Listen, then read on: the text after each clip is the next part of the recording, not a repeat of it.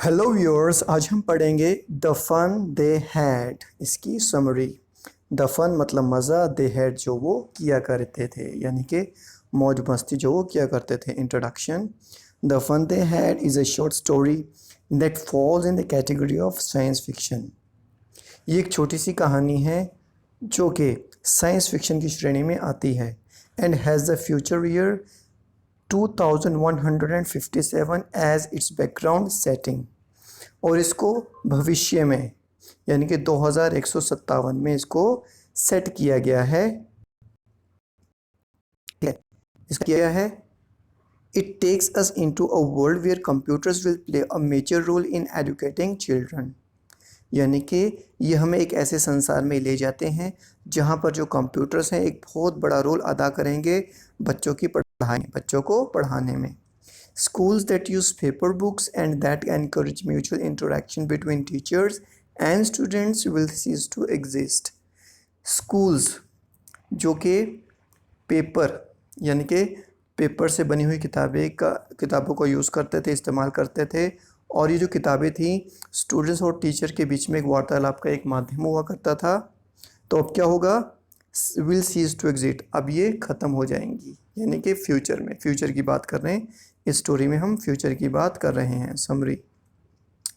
On May 17, Tommy, a young boy of 13, happens to find a book.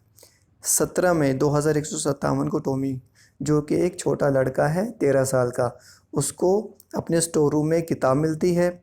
Which he shows to मार्जी, जो कि वो मार्जी को दिखाता है। अ गर्ल ऑफ 11, जो कि वो 11 साल की है। The book is centuries old, जो किताब है वो सदियों पुरानी है। And its pages are yellow, इसके जो पेपर हैं, पेजेस हैं, वो पीले पड़ गए। एंड क्रिंकली, और मुरझाए हुए हैं, यानी कि मुड़े हुए हैं।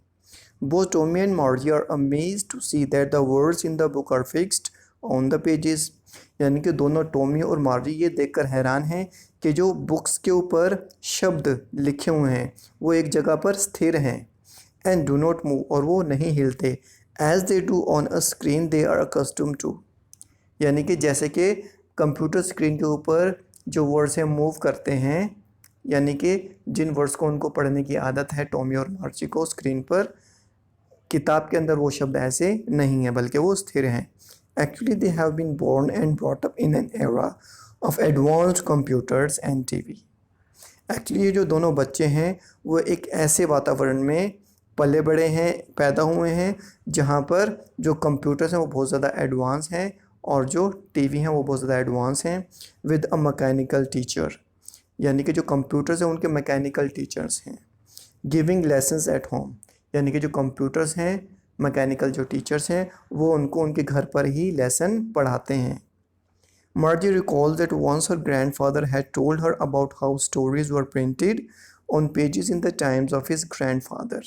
मार्जी याद करती है कि किस तरह से उसने उसके दादाजी ने बताया था कि किस तरह से दादाजी के समय में जो किताबें थीं वो पेपर के ऊपर छपती थीं।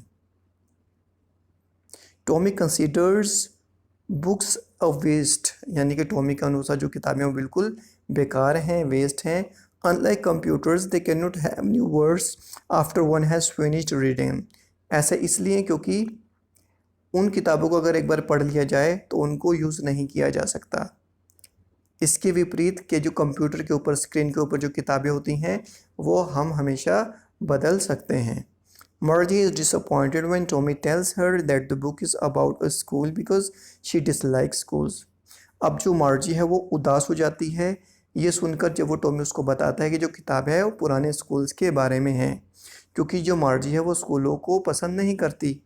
हर concept of school is a TV screen with machines giving lessons in various subjects. क्योंकि जो मार्जी के अनुसार जो स्कूल है वो क्या है, सिर्फ एक टीवी स्क्रीन है जिस पर अलग अलग विषय पढ़ाए जाते हैं। The TV has a special slot where the students have to submit their homework. अब टीवी में एक ख़ास जगह है जहाँ पर विद्यार्थियों को एक ख़ास जगह पर अपना होमवर्क जमा करना पड़ता है। Which is checked and marked by the machine in no time, जिसको मशीन के द्वारा फटाफट चेक कर दिया जाता है। Margie's dislike for a school has been intensified these days. अब क्योंकि आजकल मार्जी स्कूल्स को बहुत ज़्यादा नफरत करने लगी है आजकल। क्यों? Because the mechanical teacher has not been functioning properly, क्योंकि उसका जो मैकेनिकल टीचर है वो सही से काम नहीं कर रहा। Margie's mother calls the county inspector to examine the cause behind the error. अब जो मार्जी की माँ है वो काउंटी इंस्पेक्टर जो कंप्यूटर ठीक करता है उसको बुलाती है कि क्या खराबी है। The inspector disbands mechanical teacher and finds that Margie was not at fault for her poor performance. अब जो इंस्पेक्टर है वो पूरा कंप्यूटर खोल देता है और उसको पता चलता है कि मार्जी की गलती नहीं है, कि क्योंकि मार्जी की परफॉर्मेंस कम थी इसलिए मार्जी की गलती बिल्कुल नहीं है, क्योंकि actually the geography sector had been fixed at a speed that was too fast for the little girl. क्योंकि जो ज्योग्राफी का जो सेक्टर था, जो भूगोल का सेक्टर था, वो मार्जी के लेवल के मुताबिक नहीं था बल्कि बहुत ज़्यादा वो फास्ट था, यानी कि उसकी जो प्रोसेसिंग थी वो बहुत ज़्यादा फास्ट थी। The inspector is able to set the speed to Margie's level, but she is unhappy. अब जो इंस्पेक्टर है वो ज्योग्राफी के सेक्टर को मार्ची के यानी कि 11 साल की होती है वो उसके मेंटल लेवल के अकॉर्डिंगली वो कर देता है, लेकिन मार्जी फिर भी उदास होती है। क्यों? To have the teacher put in order, क्योंकि उसने टीचर को सही कर दिया, यानी कि मैकेनिकल टीचर को सही कर दिया। She had hoped that it would be taken away for some time and she would be relieved of the trouble of taking so many tests. क्योंकि मार्जी को आशा थी कि उसके कंप्यूटर को ले जाया जाएगा कुछ समय के लिए और वो इस मुसीबत से छुटकारा पा लेगी। मुसीबत कौन सी? कि उसको बार बार जो थे टेस्ट देने पड़ते थे। Tommy informs मार्जी that the book is not about their kind of school. अब टॉमी मार्जी को बताता है कि इस किताब में जो स्कूल हैं वो हमारे स्कूल्स की तरह नहीं है, यानी कि हमारे स्कूल जो तो टीवी है वो उन स्कूल की तरह बिल्कुल नहीं है विद मैकेनिकल टीचर्स।